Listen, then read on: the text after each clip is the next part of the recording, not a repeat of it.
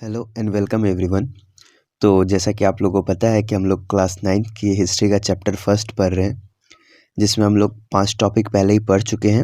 आज हम छठा टॉपिक पढ़ेंगे, the revolution and everyday life. हम लोगों ने सारे टॉपिक को अच्छे से क्लियरली देख लिया है, ठीक है। अगर आप लोगों को कोई भी डाउट है तो आप कमेंट में पूछ लिया करिए, और अगर किन्हीं ने पिछला वाला वीडियो नहीं देखा है तो डिस्क्रिप्शन में लिंक मिल जाएगा आपको, ऊपर आई बटन में भी लिंक मिल जाएगा, आप वहाँ से देख लीजिएगा, ठीक है। लास्ट वीडियो में हम लोगों ने देखा था कैसे जो ट्रेड सिस्टम चल रहा था तीन यूरोप, अफ्रीका और अमेरिका के बीच, ठीक है, कैसे ट्रेड सिस्टम चल रहा था, कैसे कैरिबियन में लेबर के रिक्वायरमेंट को पूरा किया गया स्लेव ट्रेड शुरू करके। तो वो जो स्लेव ट्रेड था कैसे शुरू हुआ, कैसे ख़त्म हुआ, वो हमने देखा लास्ट वीडियो में। इस वीडियो में हम लोग देखेंगे कि जब रिवॉल्यूशन हो रहा था तो उस टाइम लोगों की ज़िंदगी कैसी थी, ठीक है।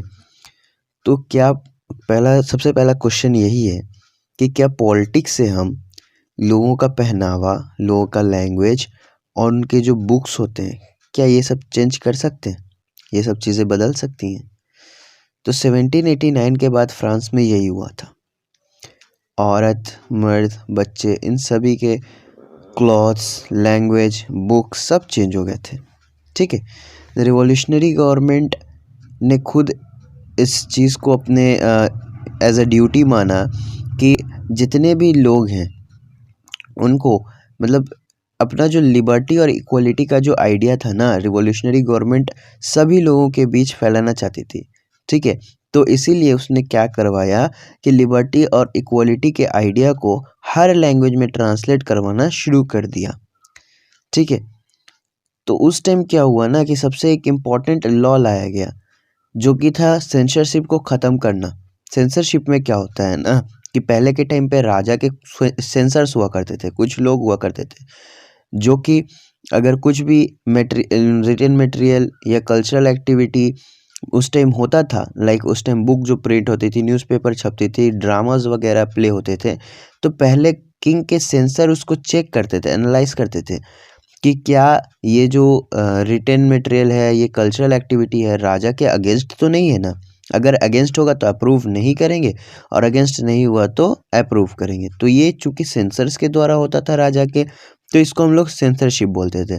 तो 1789 में यही हुआ, जब बेसाइल के जो बेसाइल फोर्ट था, जेल जो था, उस जेल को जब लोगों ने तोड़ दिया, तो उसके बाद यही हुआ था कि सेंसरशिप को ख़त्म किया गया था, ठीक है।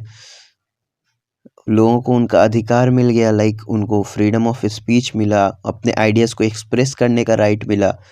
तो उसके बाद newspaper, pamphlet, books, printed pictures, ये सारी चीज़ें फ्रांस के टाउन में भी और गांव में भी, ठीक है, शहर में भी, गांव में भी सबसे ज़्यादा डिमांडेड होने लगे, सबसे ज़्यादा सप्लाई होने लगा इन सब चीज़ों का, न्यूज़पेपर का, पैम्फलेट का, बुक का और प्रिंटेड पिक्चर्स का, जब लोगों को उनका राइट्स मिल गया था, ठीक है, सेंसरशिप ख़त्म होने के बाद। तो हर जगह ना ये जितने भी चीज़ें हैं, इनमें फ्रांस में क्या हो रहा है, फ्रांस के हर जगह पर क्या क्या एक्टिविटीज़ हो रही है, ये सब इन सब चीज़ों में बताया जाता था। अब चूँकि प्रेस को फ्रीडम मिल चुका है, तो वो जो भी पार्टी गवर्नमेंट में है हमारी, जो भी रूल कर रही है, वो सही से रूल कर रही है, नहीं कर रही है, उसकी फंक्शन सही है या नहीं है, वो बताती है, यानी कि अपोजिंग व्यूज़ बताती थी, ठीक है। Each side sought to convince the others of its position through the medium of print. तो हर इंसान अपनी बातों को, अपने आइडियाज़ को एक्सप्रेस करने का मीडियम प्रिंट को ही मान लिया था, यानी कि रिटन सोर्सेस को ही। तो ड्रामाज, लेकिन जो लोग नहीं पढ़ सकते थे, जो लोग अनपढ़ थे, उनके लिए क्या, तो उनके लिए ड्रामास थे, सॉन्ग थे, या फिर कोई फेस्टिवल में प्रोसेशन वगैरह निकाला जाता था, ठीक है। तो उसमें large number of people attract होते थे, और उसी के सोर्स से लिबर्टी और जस्टिस के आइडिया को उन लोगों तक पहुंचाया गया जो कि पढ़ नहीं सकते थे, ठीक है। जो लंबे लंबे जो पॉलिटिकल फिलोसफर्स ने लंबे लंबे बुक्स में डिस्क्राइब किया था जिस आइडियाज़ को, लिबर्टी और जस्टिस के, उसको लोगों ने प्लेस के थ्रू, सॉन्ग्स के थ्रू, प्रोसेशन में लोगों तक पहुंचाया इन सब चीज़ करके, ठीक है। तो ये था कि एवरीडे लाइफ में कैसे रिवॉल्यूशन फैला, लोगों की ज़िंदगी कैसी थी उस टाइम, ठीक है। तो अब एक कंक्लूज़न है और ये कंक्लूज़न पढ़ के हम चैप्टर को एंड करेंगे। तो फाइनली हमारा चैप्टर 1 एंड हो जाएगा। नेक्स्ट वीडियो आप लोग को डायरेक्ट एक वन रिवीजन वीडियो इसकी मिलेगी। उसमें मैं आपको बोर्ड पर हर एक चीज़ समझा दूंगा।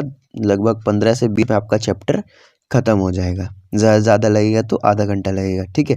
तो वो चैनल को सब्सक्राइब कर लीजिएगा ताकि जब भी वो वीडियो आए तो आप लोगों को दिक्कत ना हो सर्च करने में वीडियो, ठीक है। तो चलिए कंक्लूज़न क्या था, देखिए 1804 में नेपोलियन बोनापार्ट ने अपनी डिक्टेटरशिप हासिल कर ली थी, ठीक है। फ्रांस का एम्पेरर बन गया था।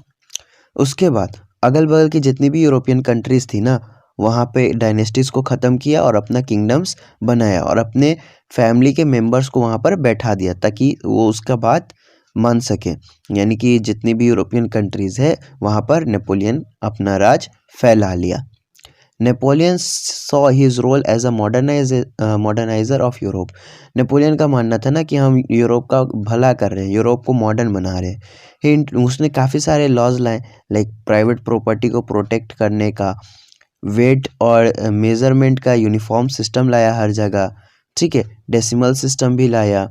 इनिशियली स्टार्टिंग में तो नेपोलियन को लोग मान रहा था कि हाँ भैया ये हमें आज़ादी दिलाने आया है, फ्रीडम दिलाने आया है। लेकिन जैसे जैसे नेपोलियन आर्मी के कारनामे का लोगों को पता चला ना हर जगह, तो उन्होंने बोल दिया कि ये लोग इन्वेडिंग फोर्स है, बाहर से आकर हम लोग पर हमला कर दिया, हम लोग पर चढ़ाई कर दिया, ठीक है।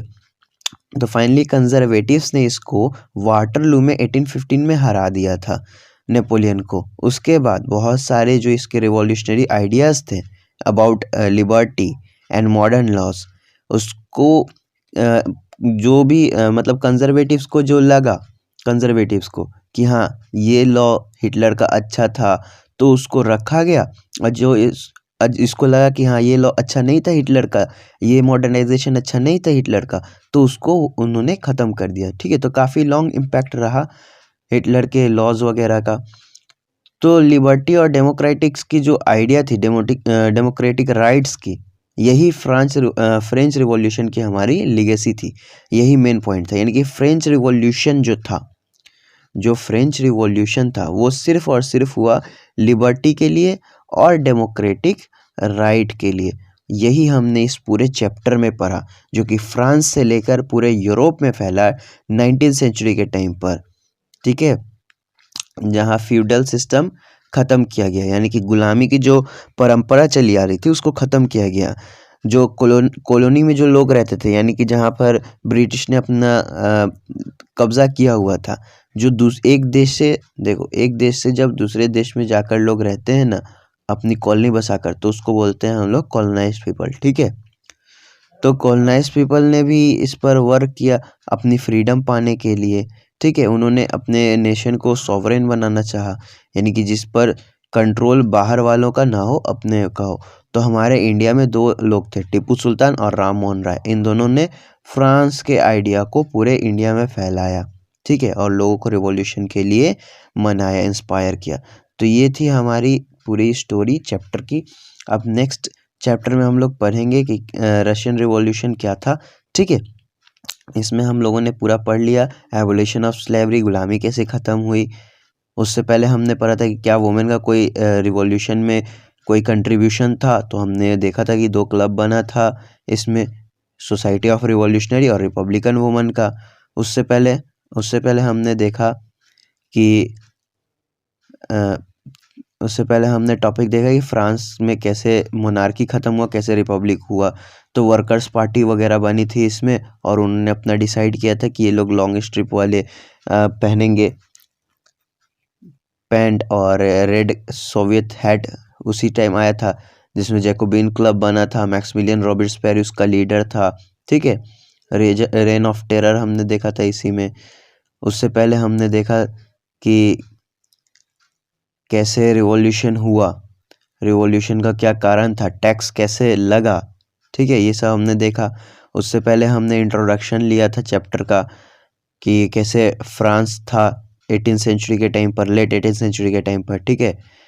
यानी कि 1850 के बाद कैसा था फ्रांस, सॉरी 1750 के बाद कैसा था फ्रांस, ये हमने देखा।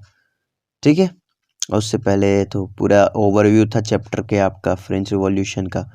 तो होप आपको पूरी वीडियो समझ में आई होगी, और प्रीवियस वीडियो देखने के लिए आप चैनल के प्लेलिस्ट पर जाएं और वहां से देख लें। ठीक है, तो मिलते हैं अब शॉर्ट रिवीजन वीडियो के साथ। चैनल को सब्सक्राइब कर लें ताकि आप लोग कोई भी नोटिफिकेशन मिस ना कर सकें। Thank you, bye bye.